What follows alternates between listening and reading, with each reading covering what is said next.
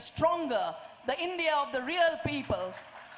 And therefore, to hide that and deny it and to reduce it, like I said, to political opportunism, that is unfair to the people of this land who are the ones who are really upholding this civilization.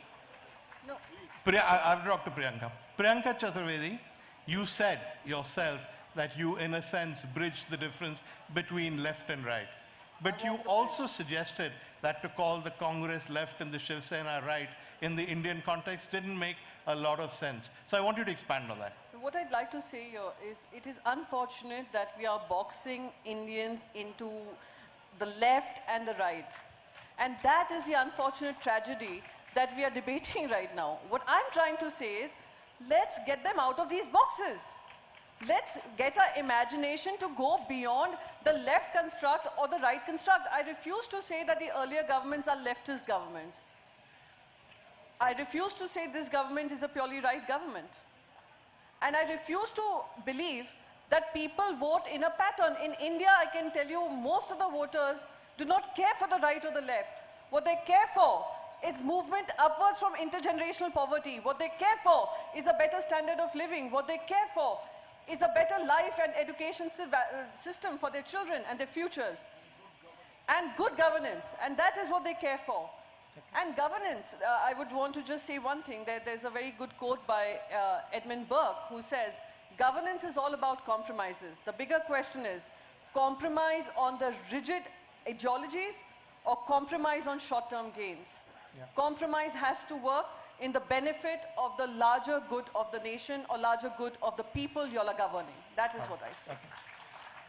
Okay, our panelists have lots and lots to say, but let's see if they say it to you. I'm going to throw this open. If you have a question, please put your hand up. I heard you. I can see you. There's no need to shout. Anybody at the back with a question? Right at the back, people who are... Okay.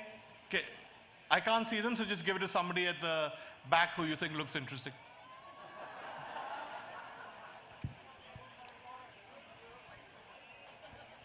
Hello. First of all, thank you for this. Hello. The style is you stand up, which you have, you identify yourself, and then you explain who the question is for, and avoid making a speech or thanking us or whatever, yeah? Okay. We are short on time. Okay, so hi, I'm Anushka, and the question is for Marakan, sir.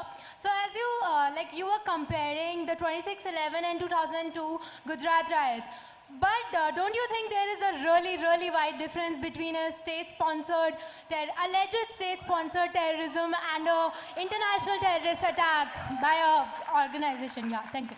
It's a good question, but he's answered it many times before, I'm sure. I think you misunderstood what I said. I was comparing Gujarat with Delhi. And I can add, you can also compare it with the genocide of the Kashmiri Pandits. I said 26/11 was a different thing. We are being bled with 1,000 cuts because of an ideology which we must be careful and fight against. And that is a bigger threat to India than this left and right type of construct that is, being debated here. That was my point, okay? Okay, we got it. Somebody else at the back? Whoever's got the microphone, just give it to somebody. Hello, my name is Timmy. My question is to the so-called bridge builders. Yeah.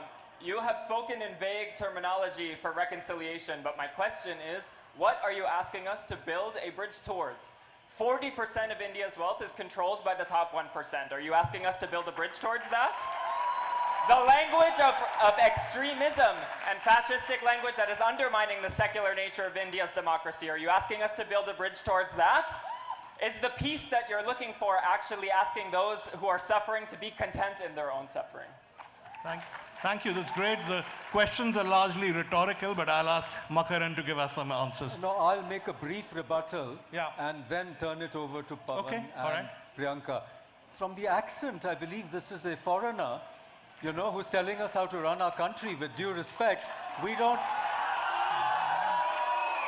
Hey, Makaran, you're better than that. Answer his argument.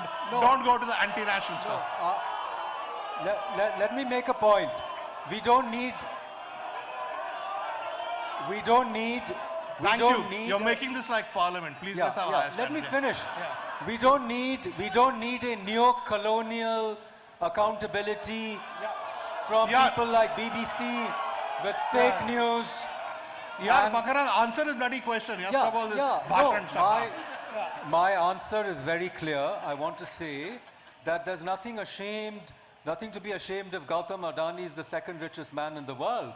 There's nothing ashamed if wealth is being created. You know, there's nothing to be ashamed if India is doing well economically. And to keep everybody poor is bad economics. Okay. And we know it doesn't work. And Okay. the largest number of billionaires in the world is in a so-called communist country, China. Why don't you go to China and make your point about building bridges? Thank you. All right. Can I Or come back? Pakistan for that matter, if not China. Okay. Can I? Okay. Can we sort of elevate the level of debate slightly, Pavan? Yeah. You know, the question, irrespective of who asked, is a very valid one. It's a valid one because I think India must be among the few countries with the highest amount of economic and social inequality. It's the truth. 1% of the country's top spectrum controls not only 40%, but in terms of influence, much more. And the bottom 20% has, in per capita terms, compared to inflation, probably become worse off. The question, I do not disagree with the fact. I ask you, what was the condition of the poorest of the poor in this country when the so-called credo of government was socialism? What was the progress the country achieved when a socialist government brought in so-called right-wing liberal reform in 1991? More people were redeemed from below the poverty line than in 30 years of socialism. Therefore, it's not a question about an ism. There is a problem in a country where, in spite of the largest and growing number of billionaires, there are too many of the poor, too many of the malnutritioned, too many people who can't read and write. We have to correct it. Do we correct it by a deceitful debate on whose ideology is better, or do we correct it by a common resolve to see that India becomes a more equal and prosperous and democratic country? Okay. All right. Let's get some more questions. I know our panelists want to I speak. just want to thank the gentleman who asked the question. Congratulations to you. Quickly. Yeah. Thank you very much. Thank you very much. Okay. Can I just sort of caution you against quick assumptions? We are working on the assumption that everybody on this side is a Congressee or a Congress type person. That's not true. And certainly not true. That's certainly not true. The other side is pro-BJP. Pavan Verma left Nitish over a BJP alliance. Priyanka Chaturvedi opposes the BJP every day. So let's try and keep this at the level of ideas. Taken the wrong side. Yeah. All right, never mind. All right, somebody else? Who judges which is the right side and the wrong side? Okay. Can you, yeah, okay. Hello. My question is addressed to you, Veer Yeah. Sanghvi.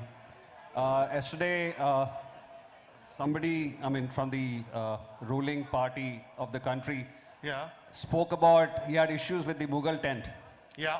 Yeah. So ultimately, the point is, where do we go from here? Everybody is equally opportunistic. Yes. Should all the rats leave the sinking ship, or we throw the rats out? Thank you. That's again a rhetorical question, but thank you for that contribution. Somebody else with a question? Actually, yeah. Hello. Working? We discussed about the freedom of speech, freedom of expression, everything, but recently we have seen that one documentary is banned in India. What is your comment on this? I'm not sure what this has to do with left and right. Can you put it in that context? Actually, I am asking about the freedom of speech and expression that the BBC... That's not our debate. Our debate is whether left and right can be bridged. You missed a right I'm asking debate one in the question morning. from Markandeya. He mentioned that after joining the Congress, Kanhaiya Kumar is finished. How you are saying that? All right, okay. He didn't say that. He said Kanyakumar lost an election. Hi, there was somebody else at the front. hi, Who had a microphone? Go ahead. Sir, because we are brought up on a kind of a Josh and rhetoric, we, from a very early stage start on Bollywood. But today the requirement in a hybrid kind of an environment and hybrid threats around is for all of us to come together. And what means, I'm myself confused whether I'm on the right or the left. That is where the way Indians are. But the beauty of it is that it is India first, and it will always stay India first. And I hope we get it together, and we are going to get it together. Thank you, sir. That is another non-question. Anybody else with a question? Yeah, the gentleman there in the middle. Hi, can you give them? Hello, good evening, everyone. You need to hold the mic closer and speak louder. Okay. Good evening, everyone. So the panel in front of me is a very educated panel. There are professors and politicians. Get on with it. What's the question? I'm coming to my point. So I'd like to go to the basics because I have just cleared high school, right? So I'd go to something I read in my civics book in middle school, which said that leftism means liberalism and rightism means conservatism. Yeah. So my question is that why do we need a gap? Like maybe we can, all right. My question is to the people sitting in the right, like my right-hand side, right? My right-hand side. What is your question? So it is, maybe we can, but do we need to? Why do we need another Indian ideology and a bridge in between which we can walk holding hands? Okay, all right. Okay. Why can't left and right complement each other? Why can't the we got it. Yeah. Priyanka Chaturvedi, he's saying you're talking about a bridge between left and right. Why do you need a bridge? Why can't both work towards India? So that's exactly what our argument has been. Our argument has been, why do you need a left construct, right construct? There has to be the India construct. Yeah. We don't need that divide. You know, when we start talking about divides is when we start dividing our minds from one against the other. Okay. And that is the problem. Okay. And There's a gentleman at the bridge was built by the Constitution of India. Yes. Okay. There's somebody in the front who's been trying to ask a question. Can we give a microphone here, please? Have it. Thank you, Veer. It's curious that everybody on stage, barring Madam Chaturvedi, is above the age of 80% of the country's population, right? And I speak for the youngsters of India. I think we can bridge this gap between the right and left. So my question is to Madam Chaturvedi, what would be your prescription to bridging this gap? Your 3 suggestions to people of India, to youngsters of India, to bridging this gap. She's made between 2 the right speeches. and left, She's made 2 between the speeches right and left, about. and one more thing. Sit down. One more She's thing, made sir. One 2 more speeches. thing, sir. One more Ask thing, a sir. serious question. It's a Don't give a serious speech question. on how young you are. It's a Ask a serious question, It's quickly. a serious question, sir. What's your question? How would you 80% bridge of the the gap? people, Yeah, she's 80% of the answered that. people Yeah. in India Beto, are somebody younger else. than 8. Give this guy a mic. Now, all I can say is whatever you just mentioned, yes, 80% of the youth do not care about these divides. They want progress, they want education, they want opportunities, they want better incomes, better lifestyles, and that is what we should be discussing. Okay, that answers your question, such as it was. Yeah. Hello. Hello, my name is Swarnim Ashok Sharma, and I have to ask the question to the left of my side, all the people. The question is that you talked about in communist government, all the people have equal rights and they can they can make any kind of art expression. Nobody actually said that. Yeah, no. He was talking about it. He was talking about it. That He the was talking communist about government had freedom of expression. I don't think anyone said that. No? No. He was talking about communist utopia, didn't he? No, First he time was I've talking heard the about- phrase this evening. What's your question? No, your my question. Yeah. Okay, so I'll come to my question. The question is that in USSR, when USSR was formed, all the artists, considering the actors, including Meyerhold, all those would have to flee to US, which is a capitalist country. Yeah, okay, I got it. Itself. It's a good question that you guys talk about the left and all the wonderful stuff it does. How about the gulags? How about the Great Leap Forward? How about all the tyranny that was inflicted by communists on the world? That's what your question We have made it's a good question. We have made it very clear that left is an idea, a vibrant movement towards equality, towards progressivism, towards reform. We have not said that the left is occupied by a particular section or has been occupied by particular segments whom we deride. So the communists don't have, the Soviets don't have a monopoly of the left. The left is a vibrant idea. They came for a while, they left for a while. That's okay, it. okay, but you disown China, you disown the Soviet Union, and your whole party has spent its life fighting the left in Bengal. So where does this leftist idea, which is so vibrant, work? The so-called leftists in Bengal are hardly left. They have left behind. Anybody you don't like is not Pawan left. put it, they are hardly left. So they use the term left, they appropriated the term left, they tried to go in for a lot of statements that would be sounding nice, but at the end of it, you know how impoverished we are left with. The question is, the vibrancy of the idea of the left is all-encompassing. It keeps changing from time to time. We get that, but his certain question, occupants. Yeah, we get that. His question is, tell me a place where this vibrant idea has worked. That's his question. It was there in Jaipur. You know, Gandhi wrote a book saying why I'm a socialist. And Dalai Lama has written why I'm a socialist. So I think to see the left as a narrow ruling ideology is to not see the richness of the struggle for justice and the struggle for equality. And what we are saying is, it's that struggle which will create the unity and the glue for our society to hold together. Without it, it will break apart. So you're talking, therefore, not about any political party or whatever. You're saying it's an idea, it's a way of thinking, it's a way of governance, and that's what you're standing for. Purushottamji, last words. No, I just want to say that one can say that the idea of religion has not worked, because all religions have been teaching brotherhood, peace and all that, and we have been killing each other in the name of religion. Do we dismiss the idea of religion altogether? Or do we dismiss the idea of spirituality altogether? I categorically denounced the Soviet system, the Chinese system and all that. But the fact remains that the human desire, human moral quest for an equality, when I will be given time by the moderator, I will read out something from the Not today, because your time is up. No. What about the closing Okay, remarks? I'm telling you what, you'll do a rebuttal, and in the rebuttal you can read it out. Closing remarks. Yeah, okay, fair enough. No, I'm counting on that. All right, no, we will give you, sir, for closing remarks. You have 2 minutes now to answer that. Yeah, we're going to give you a rebuttal time. 2 minutes now.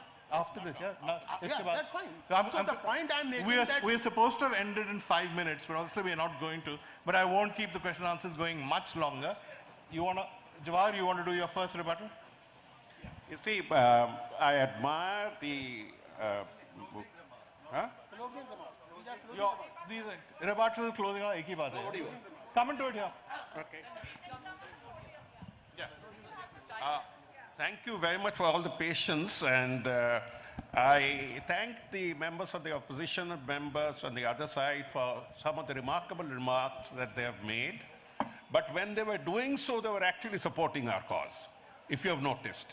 Every time they made something sensible, they were actually speaking on our side, that the bridge between aspiration and conservatism is so wide that it can't be ever got across.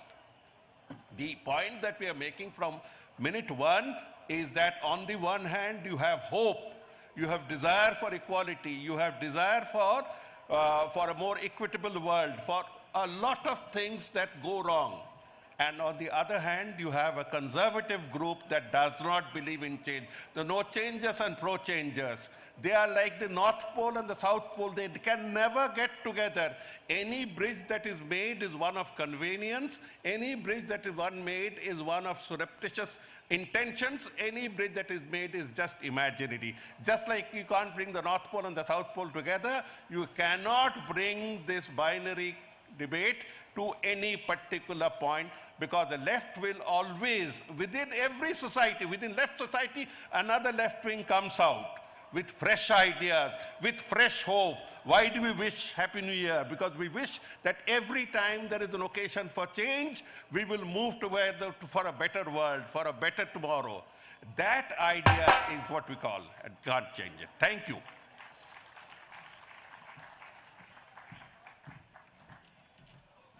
Okay, quick closing remarks and rebuttal. Can I ask Makarand Paranspe to speak? Thank you, Mr. Chairman. As you can see, ladies and gentlemen, this very stage disproves the proposition. If North and South Pole is what left and right are, we are sitting together and the bridge is Veer Sangvi. So from the first to the last, their arguments like a pack of cards have collapsed. Now, in this country, we believe in Atithi Devo Bhava. So I want to apologize to my friend from abroad. But all I want to tell him is that the US, where I've lived for several years, is a very unequal society. And they're killing people. They open fire on each other. There have been 200 such incidents in the last couple of months, in fact, if you look at the records. Why don't you go and fix your country? The point I'm trying to make is of neocolonialism. Therefore, the real problem before India is not left and right. We have neighbors who are hostile. We have foreign powers who want to weaken us. And the real question for us is good governance, not ideology. And you will see, my friends, that Indians have voted for good governance. And ideology is only the carapace, is only the sugar coating. And ideologies divide, including left and right. And what my opponents have done, unfortunately, is they have defined the left and right completely out of the debate by identifying justice and truth with the left and corruption, inequality, injustice with the right. Obviously, that's not tenable. Look around you. You'll find as much injustice on the so-called left, maybe even more, than on the right. So please don't let your thinking be clouded by those who want to divide us. Go for unity, go for reconciliation, and go for a great and prosperous India. Thank you so much.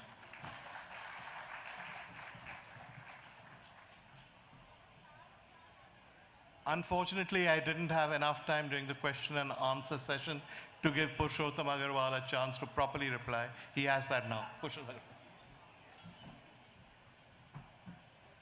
I'm just going to read out some data, some figures from the Oxfam report on inequality.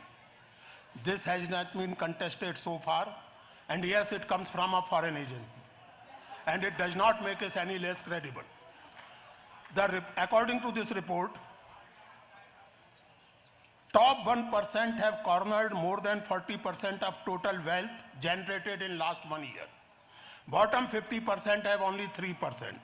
And in this situation, we are asked to celebrate 1%, while at the same time, we are also asked to celebrate that 77% of fellow citizens are dependent on 5 kilo ration every month from the government. Then, the income of super rich has increased at the rate of 121%, and hunger has taken 35 crores Indian in its ambit. 100 richest Indians have wealth worth more than 50 lakh crores. This is equivalent to 18 months of union budget.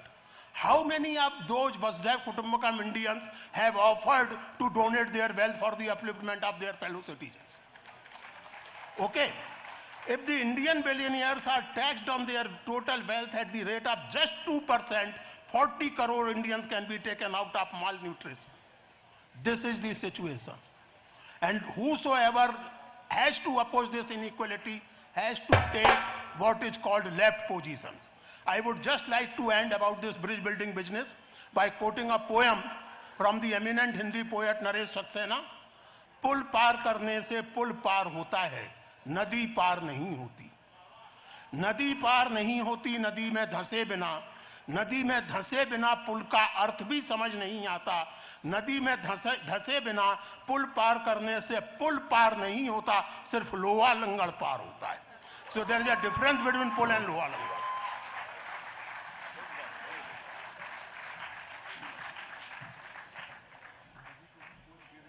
Thank you, Purushottam ji. Can I ask Priyanka Chaturvedi to deliver her closing remarks?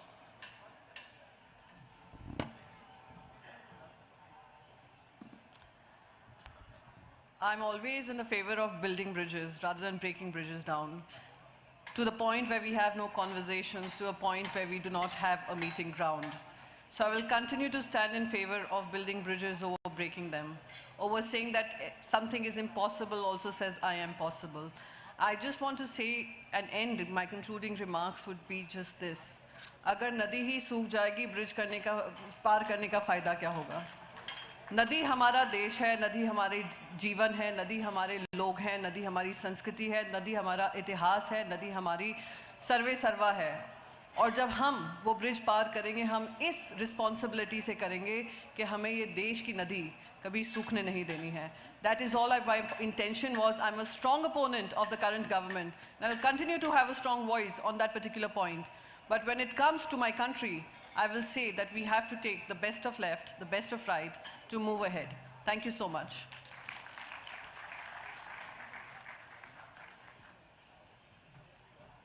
Can I ask Vandana Shiva to give her closing remarks?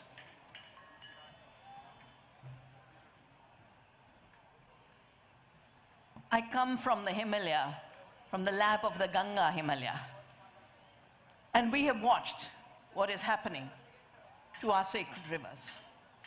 We have watched as a new ascendancy of malgovernance and maldevelopment in the name of insulation from democratic questioning is making our Joshimath sink.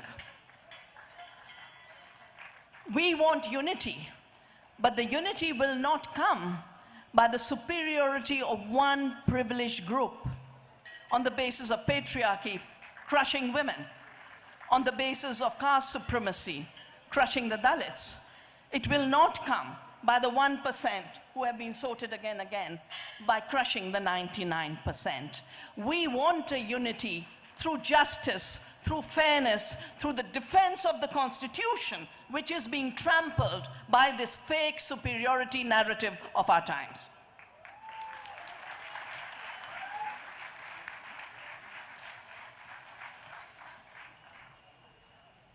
Our last speaker of the evening, can I ask Pawan Verma to give his closing remarks?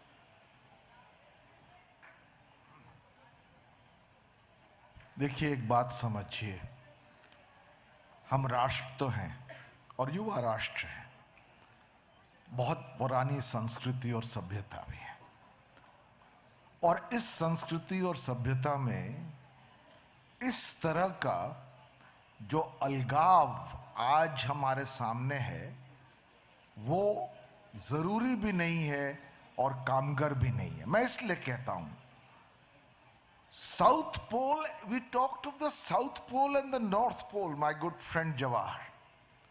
He says they can never meet, but they are both part of one earth. And one earth is part of one planetary system. And that is part of a galaxy. And a galaxy is part of the Brahmand. There is a unity. I remember, and that is why I say, we get too taken up by ideologues. Atal Bihari Vajpayee ji, whose poems I translated when he was Prime Minister on his request, his foster daughter met me at a dinner and she said, Babji कह रहे हैं कि पवन जी अगर मेरी written speeches लिखते तो उनमें और दम होता, पर शायद उन्हें मेरी पार्टी नहीं पसंद है, तो उनसे कहना ना मुझे कौन सी पसंद है. In other words, we are not jihadi doctrinaire civilization. We try to find a synthesis. And I agree with Purushottam Agarwal ji and the statistics he gave. All I am saying is, can he say to me honestly that the monopoly of one ideology that will solve the problems? No. We the people, through democracy and the constitution, will solve the problem. And what is wrong in the left must be fought, and what is wrong in the right must be fought.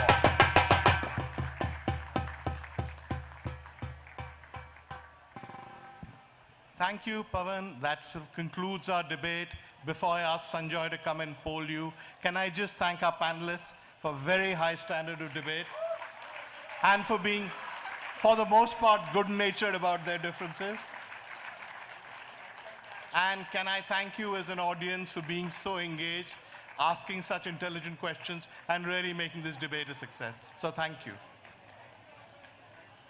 Can I now ask Sanjoy to come and take a vote? Thank you so much, Veer Sangvi, and thank you all the panelists. So this is the time that you have to tell us who won this debate. Ladies and gentlemen, for the motion, the right and left divide can never be bridged. Those of you who wish to vote for the motion, raise your hands and raise your voices. Those of you who are voting against the motion, the right and left divide can never be bridged, raise your hands and raise your voices. I'm not sure. Shall we do this again? It seems to be equal. You really need to do this really loudly and put your hands up, because right now there's no real divide. I mean, it seems to be equal. Once again, for the motion, the right and left divide can never be bridged. Those voting in favor, raise your hands and your voices. Those who are voting against the motion that the right and left divide can never be bridged, i.e. that it can be bridged, raise your hands, raise your voices. It seems to be similar, but I suspect that we had more people shout for the motion that the right and left divide can never be bridged. That, ladies and gentlemen, is the end of the Jaipur Literature Festival 2023. On behalf of Namita Gokhale, William Dalrymple, and my colleagues at Teamwork Arts, Sharupa Datta, Suraj, Preeta, Kritika, and our programming team, and all our colleagues, a big thank you. See you next year in January. Stay back for the closing ceremony, which is going to be music by Nathulal Solanki, the 13th generation Nagara player from Pushkar.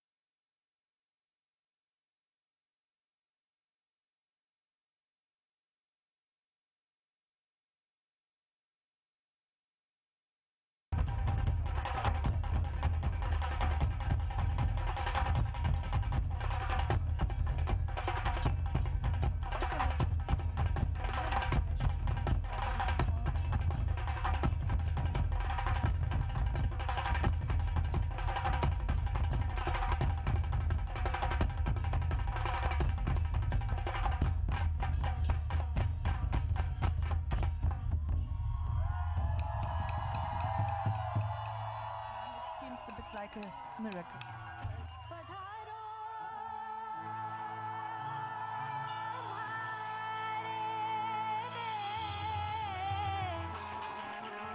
I think the book gives a kind of satisfaction which nothing else does.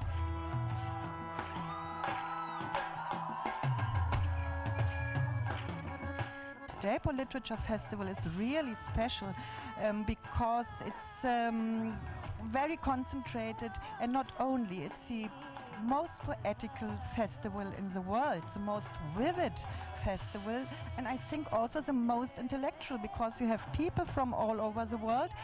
And in the heart of Rajasthan, it seems a bit like a miracle.